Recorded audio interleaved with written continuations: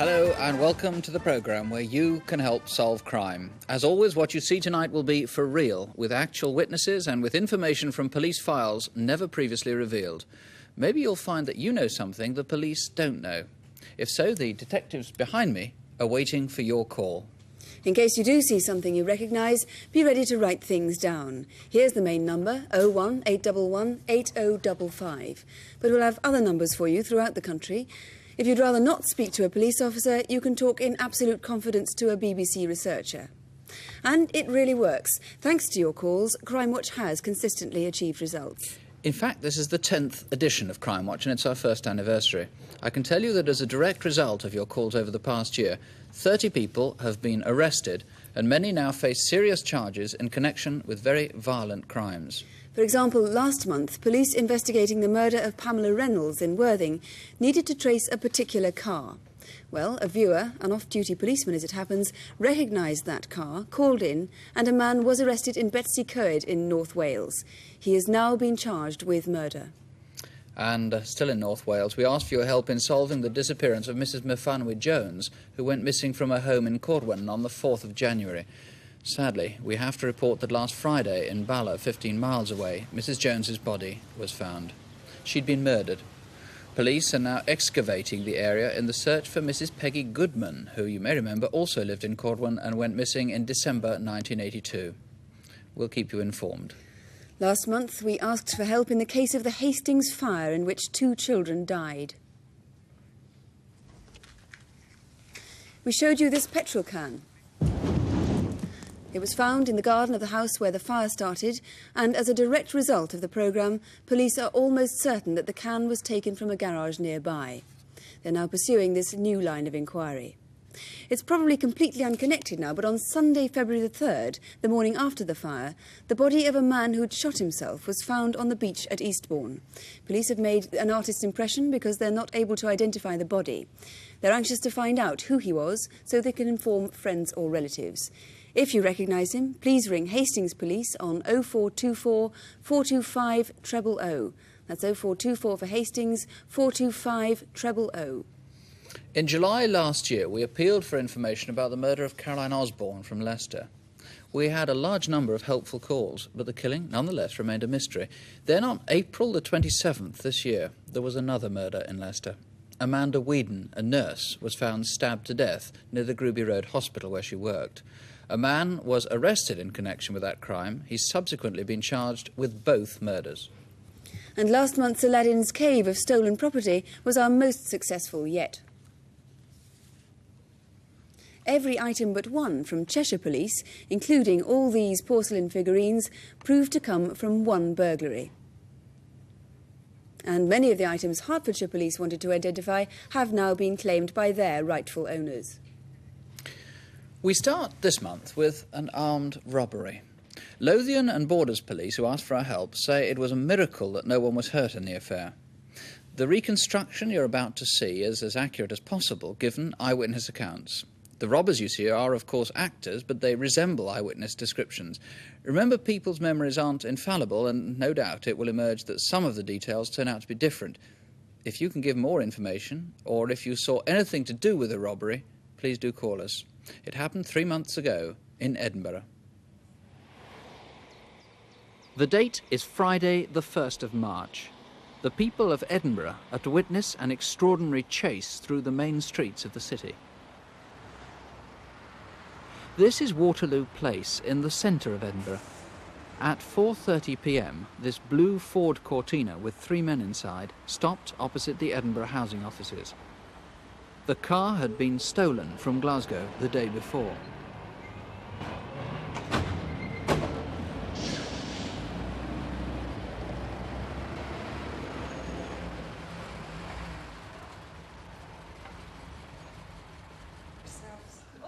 One man stayed outside and one went inside as though he was a council tenant here to pay his rent. But instead of going to the counter, he sat with cleaners who were waiting for the offices to close. Several minutes later, a Securicorps van arrived to collect the day's takings from the cashiers, leaving a guard to keep watch in the back of the van.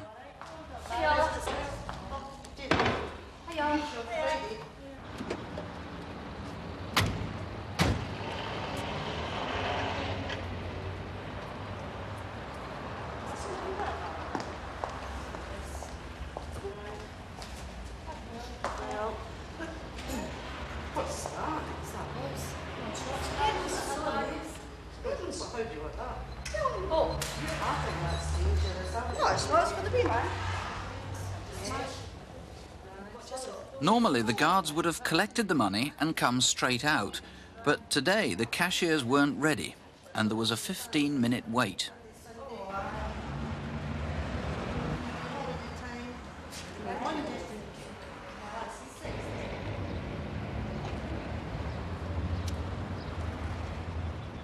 This long delay enabled witnesses in the building to give a very full description of one of the robbers. He seemed about 30 years old, 6 feet tall, well built with black, straggly, unwashed hair and a scruffy moustache. He had a pale complexion. It's now 4:45 p.m. It seems that by looking through the window into the cashier's office, the accomplice outside was able to give a signal that the guards were about to emerge.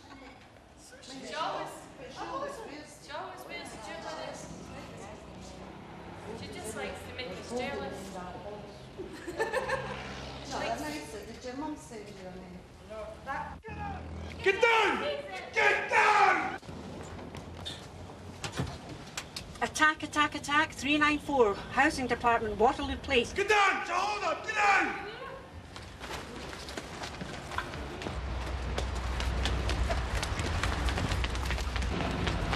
At the front!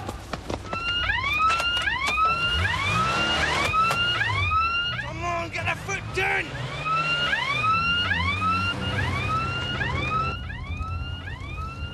Come on!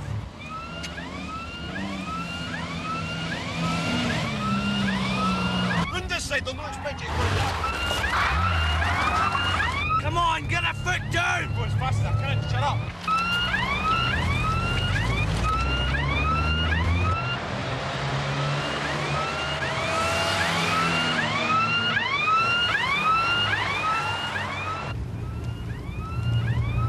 Up here, turn right, up the hill!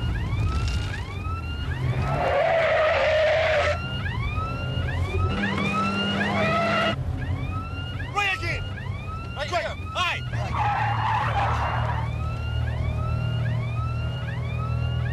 Bastard still behind us!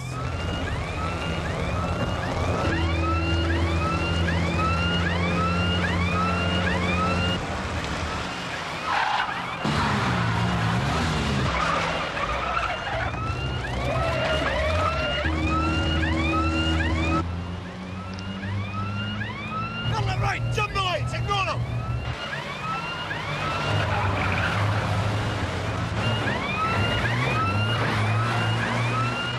Come on! Jesus Christ! Right behind us! Come on, hurry up, will you?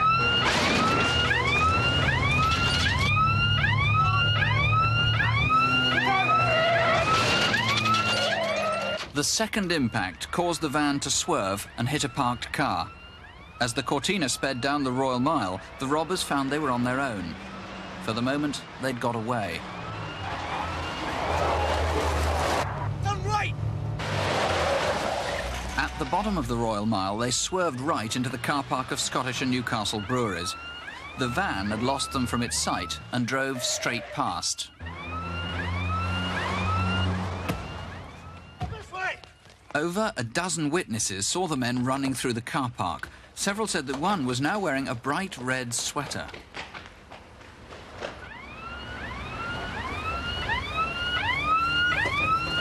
The Securicorps van had lost them, and with a burst radiator, it had to give up the chase.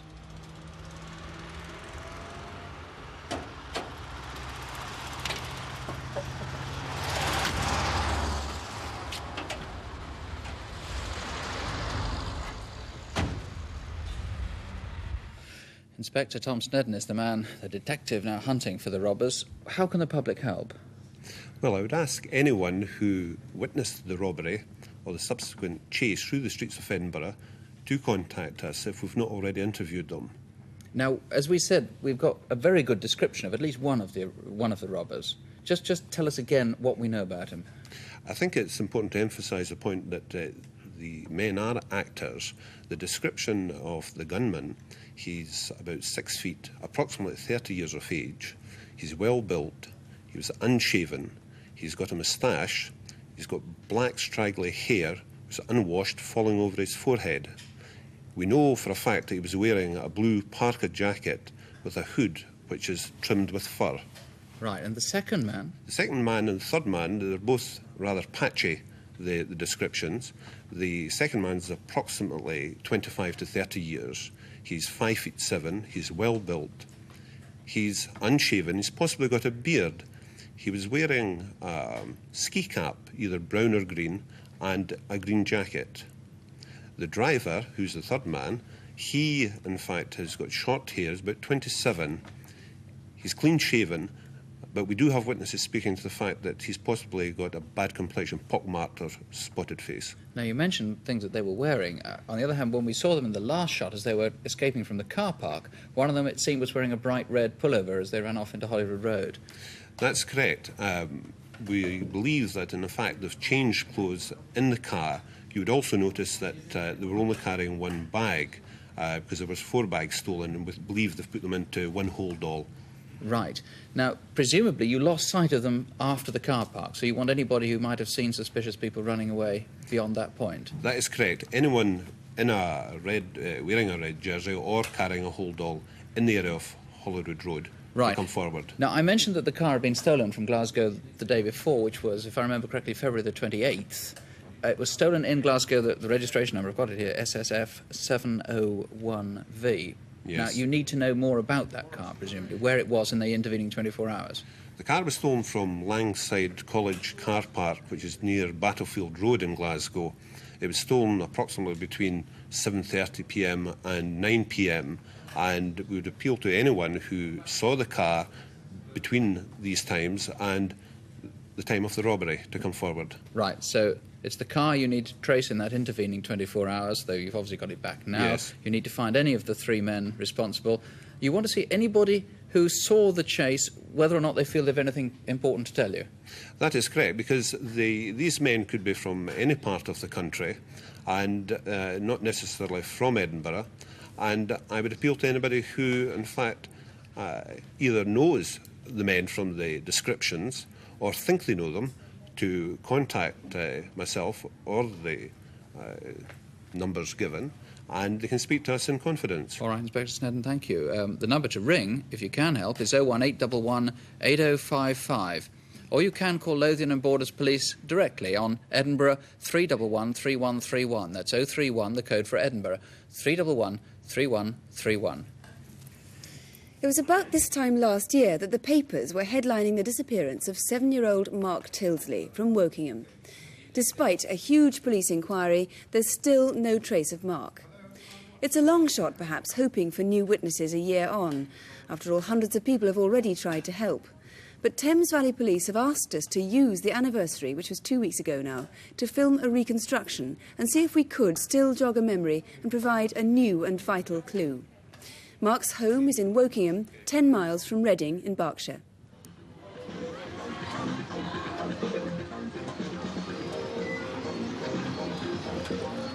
The fair was back in Wokingham this weekend, on the same ground at Wellington Road, where it's been each May or June for 50 years. Mark's home, too, was in the centre of Wokingham. The fair was a 5-minute bike ride away.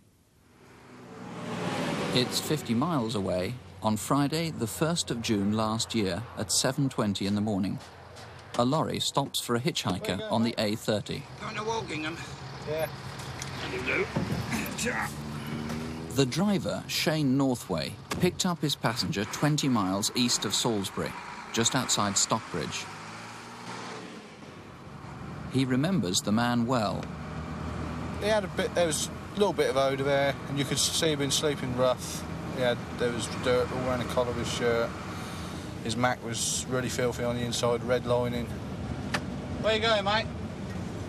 I'm making my way around country looking for work. He was in the cab with me for about 2 3/4 hours, and I eventually dropped him off just past the fairground in Wokingham. You can drop me off here, mate, if you like. It'll do me. I'll just pull down the road out the way of the traffic. All right.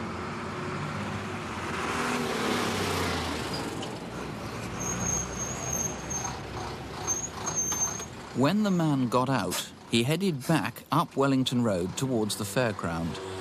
It was a busy time on the main road, and someone must have seen him.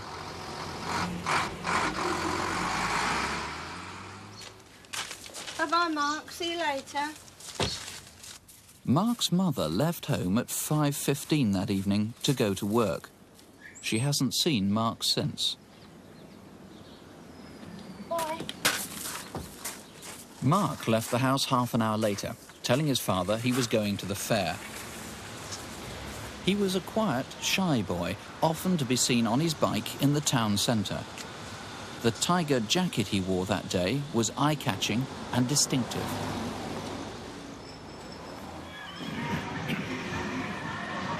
Eyewitness accounts confirm that Mark was at the fair by 6:30 that evening.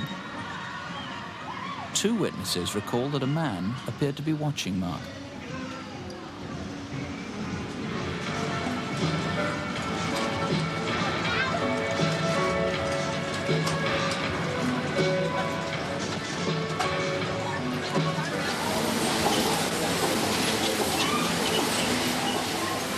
Police are also certain that an hour and a quarter later, Mark was still at the fair, now on the Dodgems. It's possible that the man who was with him was the same man who earlier had been watching him. He was about 6 feet tall, with scruffy hair, very similar to the man dropped off earlier in the day by the lorry driver. Except this man had glasses.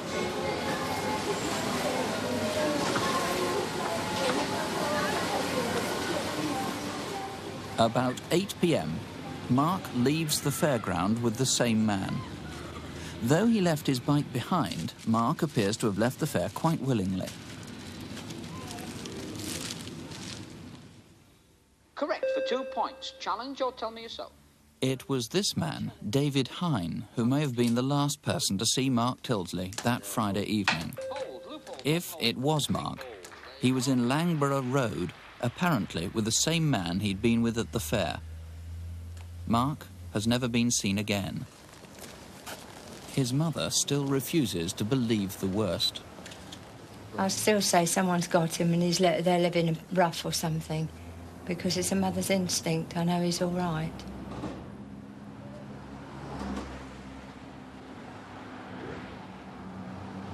Well, we still hope so. Detective Superintendent Tony Miller is now in charge of this investigation. Now, how likely is it that the hitchhiker, the man there at the fair, and the man we just seen in Langborough Road are one and the same man, in fact? Quite frankly, we can't say positively. What I can say is I'm fairly sure that the man seen at the fair and the man in Langborough Road are one and the same. You will recall the description given of the man who had the lift by the lorry driver. It's not dissimilar to the man at the fairground. In fact, he was about 45 to 60 years of age. He had grey hair, browning, and indeed he was described as having a long nose. This was a feature about him, and also a beard growth, which indeed matched the man who was given the lift. Now, the man seen at the fair had spectacles on, so if we look at our video fit, we can see what he might look like with glasses on. Right. Now, the hitchhiker in the lorry wasn't wearing any glasses, was he? Indeed he wasn't, and indeed the man in Langborough Road wasn't. But other than that, the descriptions are very, very similar. So what you want to do is for the man who was hitchhiking that ride in the lorry that day to at least come forward so that you can eliminate him? Indeed we would, yes. Well, if we can recap on his movements that day, the lorry driver picked up the hitchhiker on Friday the 1st of June, and that was just west of Stockbridge, and at 7:20 in the morning. They then travelled up the A30 and along the M3, and reached Wokingham at about 10 to 10, again that morning, and the driver dropped him off in Wellington Road, near to the fair. Now, do we know where he went after that? We don't, but perhaps we could start by going back to the commencement of that journey, and you will recall that he had a tachograph in his hand. We can see it there. And as the viewers can see. The reason I take you back there is because, indeed, this man may have been a lorry driver. If he was, other persons may have given him a lift from Wokingham. If, in fact, they did, we'd like them to come forward. We should say that anybody who hitches the lift with one of the tachograph is saying to a lorry driver that he's another lorry driver. Indeed, that gives the indication, yes. In addition to that, there was a conversation by this man with the lorry driver to the effect he was looking for casual labour fruit picking. I'd like to hear from anyone who gave employment of that nature to a man of that description. So somebody might remember picking up somebody with a tachograph, because that was quite distinctive. Indeed they might. As we've emphasised, if nothing else, we want to eliminate this man from the inquiry. Right. Now, you've traced so far about 400 people who were actually at the fair on that day. How many more people do you think you need to see? How many more people were there? I can't answer how many people were there, but what I can say is I want to speak to every person who went at the fair that evening. Indeed, let us be the judge of what they saw as to whether it's of evidential value. Please come forward and contact us. And just once again, we've seen the jacket in the film. Let's have one more look at it. You brought it a facsimile of the jacket in with the tiger motif. Indeed. That's the jacket, or very similar to the jacket that Mark was wearing. And that might indeed attract the attention of persons that night. Right, so to sum up, you need to find the hitchhiker on that day, the one who hitched a ride in the lorry, anybody else who was at the fair that day to come forward, who hasn't come forward already, and the man in Langborough Road, who was seen in Langborough Road towards the evening. Indeed we would. In addition to that, I would also like to say, as a parent, as I'm sure many of the viewers are parents, we can only imagine the anguish this family have faced over the last 12 months. We will pursue the inquiry relentlessly. Please, if anyone has any information additional to what we've asked for, please come forward and contact us. Thank you very much indeed. And if you think you know anything that might help us to find Mark, here's the number again, 01 811 8055. Or you can ring Thames Valley Police at Reading on 0734 585 111. That's 0734, the code for Reading, 585 111. On the Crimewatch UK incident desk last month, we asked for information about the disappearance of Mrs. Evelyn Ake from her home in Northallerton. We've heard today that a man has been charged with her murder. With this month's cases, here are Constable Helen Phelps and Superintendent David Hatcher. First on incident desk, two men in Birmingham who've been regular visitors to the Leeds Permanent Building Society. On the 20th of March this year, they robbed the Sheldon branch, and this is the film from the security camera. If we stop there, we get a good look at the one with the gun. He's about 5'8" and well built. He wore brown trousers and a grey anorak. Perhaps someone will recognise the other man despite his false beard and moustache. He's only 5'6", very slim with short dark hair. He wore jeans and a black jacket. This method is the same they've used on other occasions. They've robbed at least two other building societies on the 26th of February in Spark Hill and most recently on the 11th of April in Quinton, both in Birmingham. So if you recognise either or both of them, give us a ring. On 3 occasions in February and March this year, a man called on families in the Stepney area of East London. He is claimed to be a health official and a doctor. In fact, on every occasion, he indecently assaulted members of the families concerned. He's described as well-built, 5'7" to 5'8", and thought to be aged between 30 and 40. If you think you recognise him, give us a call. And a general word of warning. If a doctor calls on you unrequested and asks to do a medical examination, call the police. Real doctors don't make house calls unless you've asked for them. And should anyone claim to be a health worker, ask to see their identity card. This is one from Stepney, but they may look a little different in other areas. If they haven't got a card, don't let them in. On Sunday, May the 12th, a hand grenade was found in Station Road, Beaconsfield in Buckinghamshire. The area was sealed off except for 4 builders working near a boutique who were allowed to stay where they were. At least it was assumed they were builders. In fact, they were actually thieves. The bomb scare was a coincidence, but while it lasted, the men loaded up about £120,000 worth of designer clothes and shoes. They appeared in Vogue last month, and they're very distinctive. Names like Jasper Conran, Roland Klein and Caroline Charles, and are rarely offered at sale prices. These are exact copies of the stolen dresses. They would normally cost over £300 each. And have you seen any of the Charles Jourdain shoes which were carted out of the shop in brown rubbish bags? All 300 pairs of them. And a final clue, the robbers used this jemmy to break in. It's made by Keen Tools and was probably sold in a small hardware shop where they've written the price on in felt tip. If you've sold it or if you've seen the dresses, we'd love to hear from you. This is Whittington Hospital, which is in Highgate in North London. On the 28th of May, 110 patients had to be evacuated because of a fire which was started deliberately. The damage to the building was estimated to be over £500,000, but thankfully, although lives were threatened, no one was actually hurt. The 28th of May was a Tuesday, the day after the bank holiday Monday, and the fire was discovered in a corridor at 8:50 p.m. in the archway wing, only yards from acutely ill patients.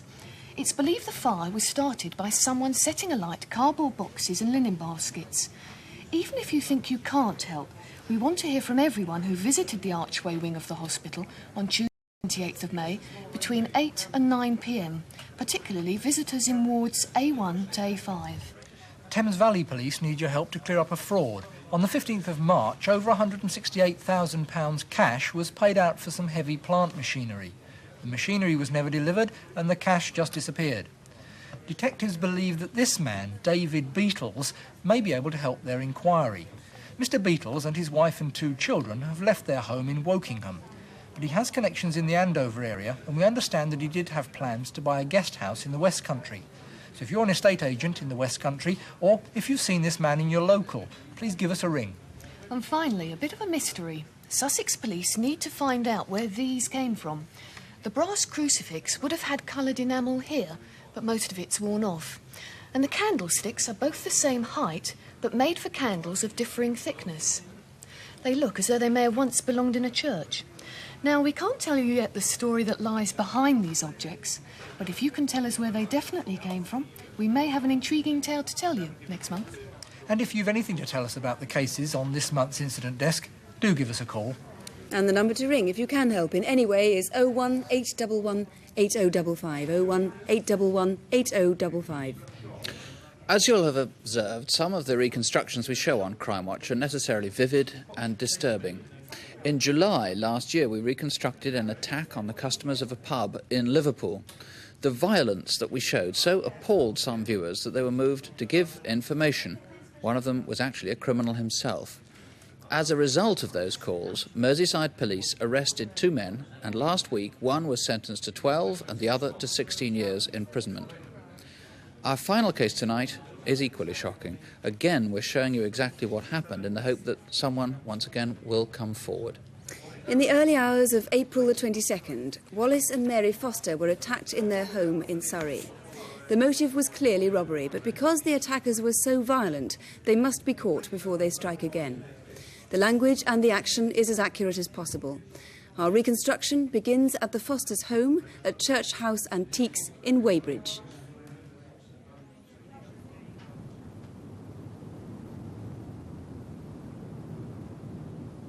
Wallace and Mary Foster had retired to bed at about 11:30 that night. The younger of their 2 sons, Zenos, was asleep in the next room.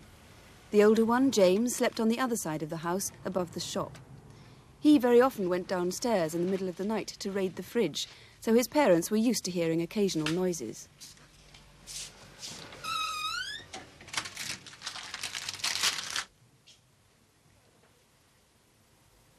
It was just about 2 o'clock in the morning when intruders crept round the side of the house and into the back garden. There was no alarm system. The 2 men jemmied open the French windows unheard. Wallace Foster was woken by noises inside the house. Then he heard the sound of the sliding door at the bottom of the stairs. Is that you, James? Yeah, it's me, Dad. Got problems. Get back! Back! The gun's loaded on soap! OK, you want to have a go, do Both men spoke with London, though not Cockney, accents. The dark-skinned man was in his late 20s to early 30s and heavily built. The white man was slim and looked younger than his partner. You got any belts? Dressing room, you'll find some. What's this, then, eh? It's an air rifle. Don't look like an air rifle to me. Antique, is it? They were well enough informed about the family to know that they had 2 sons, and they knew Mrs. Foster's first name, Mary. Watch! Oh, cut it out, lads. I've got kids in the house. Why don't you just take the money and go? All right, who's in the room next door, eh? He's 5. Leave him alone. He'll sleep right through this. They're very sound sleep. Where's the other one, eh? He's in a separate flat on the other side of the shop. You got a telephone in there? Only an extension. Yeah, well, we'll hear it if he picks it up. Yeah, we'll hear it. Right. So it's the gun you're interested in, is it? Well, it's loaded, see? And there's the shells. Eat that pillowcase, Pat. Right, you got any suitcases? Yes. gotta open the safe. Keys to the safe. Does she know how to open the safe? Of course she knows how to open the safe. Check this, antique suitcases. Very nice. Come on, you, up. Come on, do you want some of this? Stay put. Come on! Move it! Down them stairs! Come on, Mary. There's Mary in it. Get in there. Right then, let's see what you've got, eh? Yeah. Now listen, if you don't do what I say, you're gonna get hurt real bad. Understand? You're gonna get raped. I've done this before, you know. Get over there and get a safe open. Move it! Come on, open it, woman! Come on. I warn you, I'm not used to opening this. Just get it done, will you? Come on, hurry it up! Right. What? I've got it wrong. You slag! There are 4 numbers, and it's very difficult. So will you please, if you calm down, I'll be able to... Come on, get this thing open, or you're gonna get it real bad. Get it done, come on, for Christ's sake.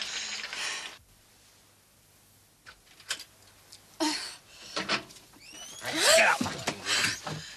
Is this the only place you keep valuables?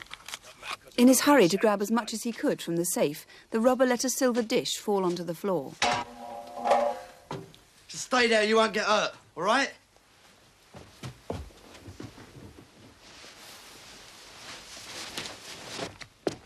What's going on? What's up? It's all right. Don't worry. It's sweet. Get back upstairs. Don't worry about the silver. Just take the cash, all right? Yeah. Right.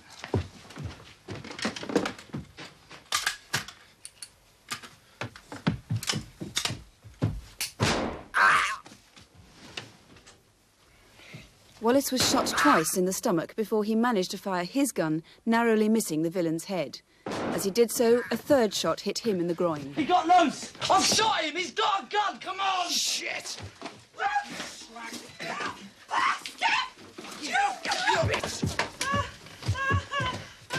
In that final struggle, Mary was punched viciously in the face. The men escaped, leaving almost everything behind except about £2,000 in cash and a few items of jewellery. Well, that was a month ago. Detective Superintendent John Gladwell, how are Mr. and Mrs. Foster now? They're both remarkably well. Mrs. Foster has slight bruising to the face. Mr. Foster has a bullet still lodged in the base of his spine, which is causing him some concern and a little pain. But apart from that, doing very well. Well, perhaps we can try and help find those violent robbers tonight. There's quite a bit to go on, isn't there? You've had several witnesses come forward already. Yes, we have.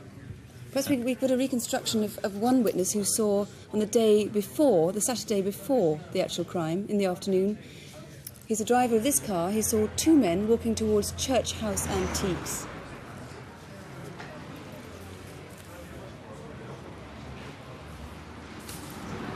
Now, the white man stopped to peer in the shop window, while the black man continued walking past the witness's car and then out of his sight. We don't know what he did in those few moments, but he couldn't see him. Then, after a while, the black man returned and joined his companion at the shop window. They then walked back the same way they'd come, which is slightly unusual behaviour. Have you got descriptions for those 2 men? Yes, we have. A better description of the black man than the white man, but the black man was 30 to 32 years of age, 5'8" to 9, stocky build, about 12 or 13 stone. And the white man was the same age, 30 to 32, again 5'8" to 5'9", slim to medium build. Right, the black man was heavy, the white man was slim. That's right. Now, there were about 3 hours before the attack took place, there were several witnesses who report seeing 2 very particular cars which were cruising around very close to Church House Antiques. It was a woman who noticed a pale blue Jaguar. She was in this car, and she noticed a pale blue Jaguar and a metallic-coloured Rover driving into the car park of KBC Limited, where she works. She'd stopped off to check security at the firm. Now, as she went into the car park, she saw 2 young women sitting in the Rover, and they were calling out to 2 men in the Jaguar. Now, as the witness walked back, the Jaguar pulled out of the car park, and she particularly noticed that the driver was wearing a camouflage jacket. The rover then followed with the two young women.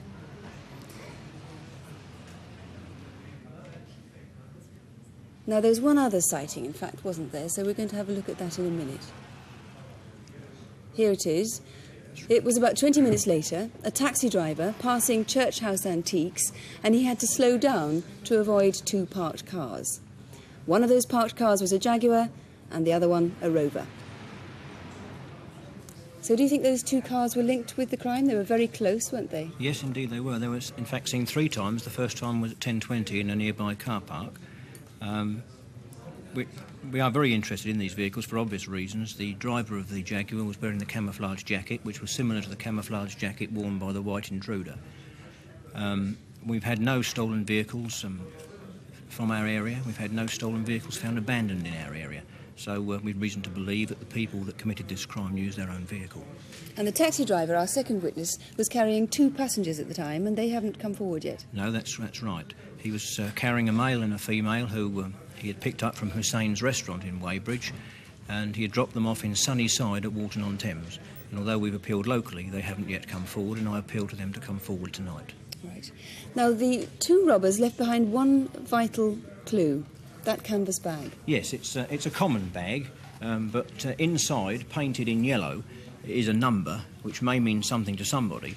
It's 113, then there's a gap, and then the figure 8, and on the line underneath, the letter S or the figure 5. So that could be vital if somebody can tell us where that came yes, from. Yes, indeed, I would.